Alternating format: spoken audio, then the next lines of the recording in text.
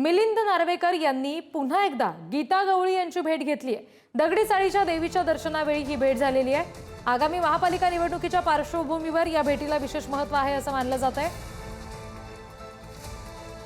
आणखी तपशील घेऊयात, प्रतिनिधी पद्मेश पवार आपल्याशी जोडले गेलेत त्यांच्याकडून। पद्मेश, ही जी भेट झालेली आहे गीता गवळी यांची आणि मिलिंद नार्वेकर यांची, काय नेमक्याचे संदर्भ सांगता येतील? नक्कीच जे आपण जर पाहिलं तर ठाकरेंच्या सेनेचे जे सचिव आहेत ते यांनी पुन्हा एकदा गवळी यांची भेट घेतली। तर पुन्हा आधी पण निवडणुकीच्या आधी त्यांनी भेट घेतली होती। ही दगडीचाळी मधली जी देवी असते तिच्या दर्शनासाठी जेव्हा मिलिंद नार्वेकर गेले होते तेव्हा यांनी गीता गवळी यांच्याशी भेट घेतली। ज्या आगामी महानगरपालिकेच्या निवडणुकीच्या पार्श्वभूमीवरती ही भेट खूप महत्वाची आहे, कारण गीता गवळी आणि त्यांची बहीण ही देखील या निवडणुकीमध्ये उतरणार असल्याचे आपल्याला कळतं। आणि भारतीय जी अखिल भारतीय सेना ही जी गीता गवळीची याकडून आपण जर पाहिलं की या दोघी पण लढू इच्छुक आहेत।